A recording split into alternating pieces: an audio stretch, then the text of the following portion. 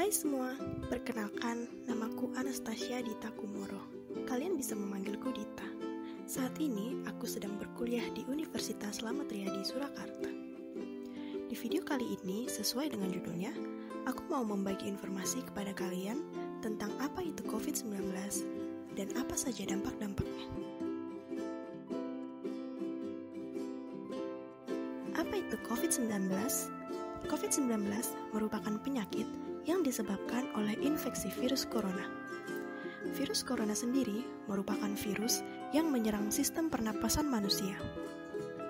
Virus ini bisa menyebabkan gangguan ringan pada sistem pernapasan, infeksi paru-paru berat, bahkan kematian. Virus corona merupakan jenis baru dari coronavirus yang menular ke manusia.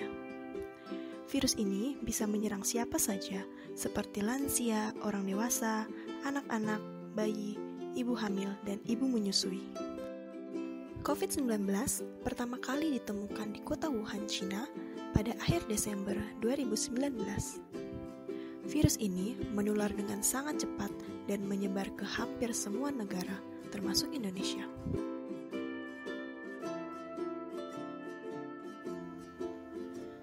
Sejak COVID-19 meningkat di Indonesia, berbagai permasalahan mulai muncul di tengah masyarakat. COVID-19 hampir melumpuhkan kondisi sosial ekonomi masyarakat Indonesia.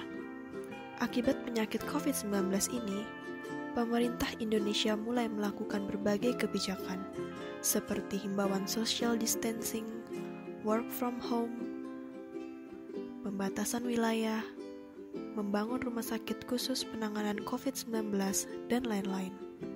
Kebijakan ini memberikan dampak bagi masyarakat di semua kalangan, di antaranya kelangkaan barang. Sejak korban COVID-19 meningkat, beberapa barang menjadi langka.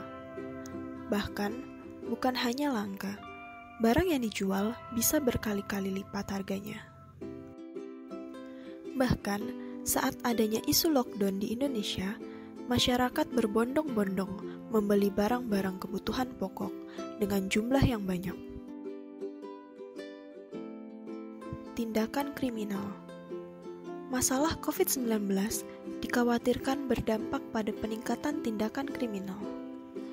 Tindakan kriminal yang dilakukan sangat beragam, seperti pencurian APD yang sedang langka, pembuatan hand sanitizer atau desinfektan yang membahayakan kesehatan, penipuan harga bahan pokok, dan lain-lain. Melemahnya sektor pariwisata.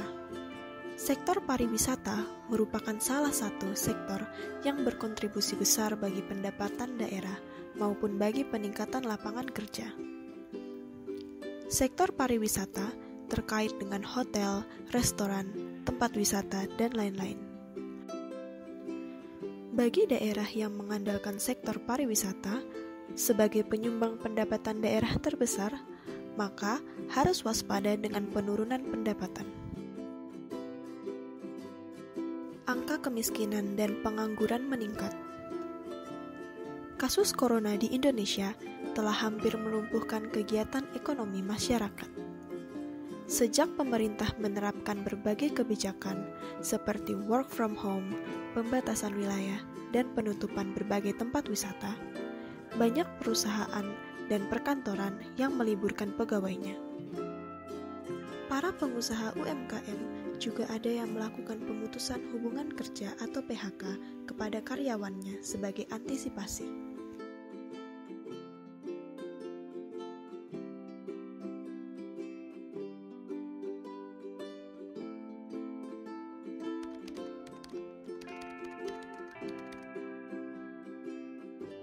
Baik, dampak negatif daripada wabah virus corona ini bagi kami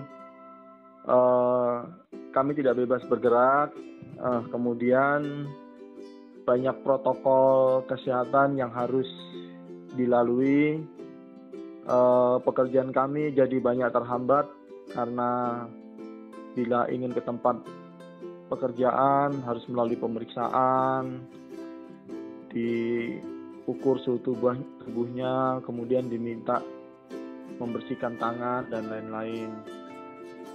Kemudian banyak pegawai kami yang tidak bisa beraktivitas dengan leluasa karena ada pembatasan sosial, yaitu jam operasional dibatasi.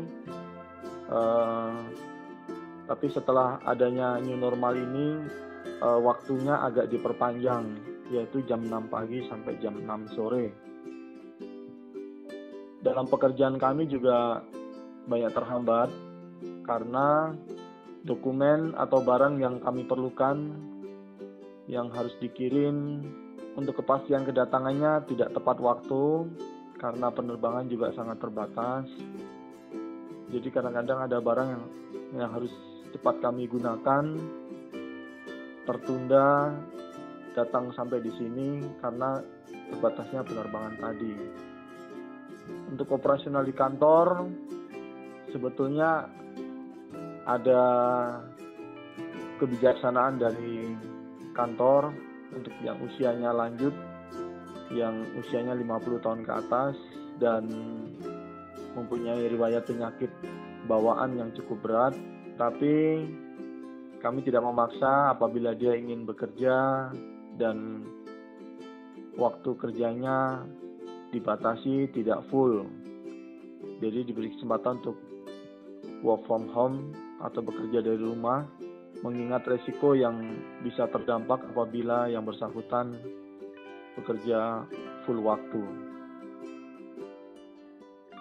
Dampak negatif di pandemi COVID-19 ini, saya sebagai ibu rumah tangga merasakan dampaknya. Listrik bertambah, terus pengeluaran untuk sehari-hari juga bertambah, tagihan internet juga bertambah. Tagihan internet bertambah karena anak-anak semua yang kuliah dan sekolah, mereka melakukan kegiatan secara online, tugas-tugas dari sekolah, dari kampus secara online. Jadi otomatis tagihan internetnya bertambah. Untuk pengeluaran sehari-hari, biasanya mereka kuliah dan sekolah, biasanya mereka pulang sore, pulang makan cuma di rumah sehari. Ini bisa sehari 3 kali makan. Otomatis kan listrik bertambah karena televisi hampir 24 jam menyala. Kalau negatif ya, ini kan libur, sudah selesai ujian nih, jadi ya nggak bisa ketemu orang tua, nggak bisa liburan, ya nggak bisa jalan-jalan, apalagi kan paling kita kan sukanya yang jalan cuci mata.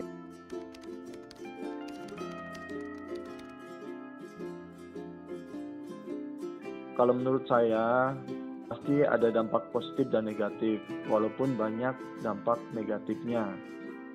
Kita ambil contoh, mungkin tadi keluarga yang tadinya jarang berkumpul, dengan adanya virus corona ini kan dikarantina atau tidak boleh atau dibatasi kegiatan di luar rumah. Jadi mereka lebih banyak berkumpul di rumah.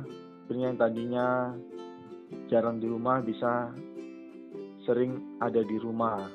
Untuk dampak positif yang lain yaitu banyak pegawai yang tadinya tidak terlalu pandai menggunakan sosial media, tapi dengan dituntutnya untuk melakukan entah itu rapat, komunikasi dan sebagainya melalui handphone Android atau gadget ini, banyak teman-teman yang tadinya tidak bisa menggunakan sosial media karena terbatasnya waktu, sekarang dipaksa harus bisa menggunakan dan banyak yang sudah mulai familiar dengan fitur-fitur yang ada di HP-nya. Dampak positif dari pandemi COVID-19 ini, saya sebagai rumah tangga merasakan hubungan keluarga semakin dan bertambah erat karena kami hampir selama 24 jam bersama-sama, dari mulai bangun tidur, makan, bekerja, kerjaan rumah bersama-sama, Dan saat kami mau tidur malam pun kami selalu bersama-sama. Hampir di setiap saat, setiap jam, setiap waktu kita bertemu dalam rumah. Jadi kami merasakan dampak yang positif dari COVID-19 ini. Dan saya sebagai ibu rumah tangga merasa kreativitas atau talenta yang ada dalam diri saya tersalurkan. Ya otomatis kalau ibu rumah tangga berarti di dapur ya, jadi bermacam-macam kreasi makanan untuk anak-anak. Kita sebagai anak kos nih ya bisa menghemat uang, bisa banyak belajar lagi di rumah. Kalau ada yang di rumah tantenya atau enggak di kos sendiri ya paling belajar masak apa, pokoknya semua yang di pikiran ada di pikiran tuh paling keluar.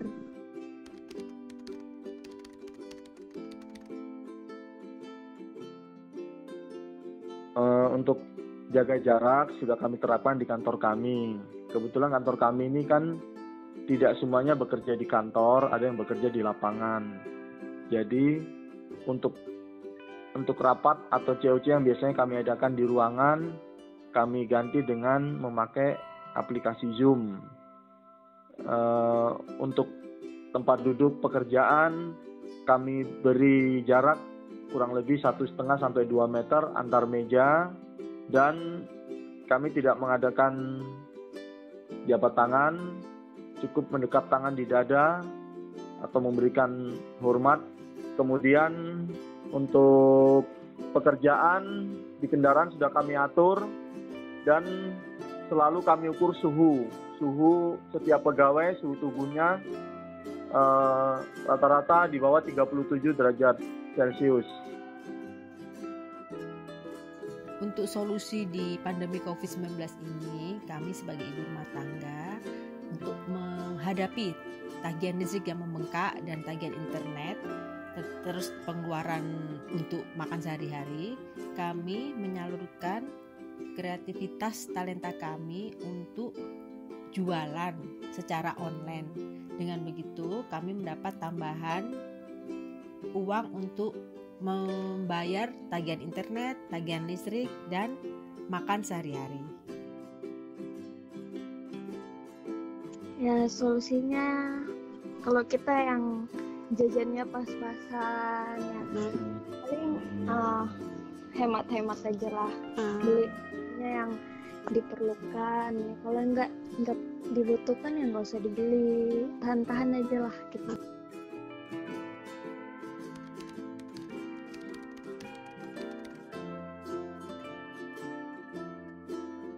Pesan saya buat rekan-rekannya Mbak Dita sekalian, virus ini adalah pandemi yang bersifat global. Jadi bukan hanya negara kita, tetapi hampir semua negara mengalami hal ini.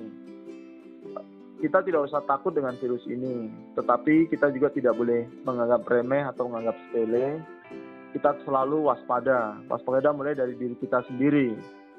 Kita harus menjaga jarak dengan teman, dengan kerabat, dengan tetangga.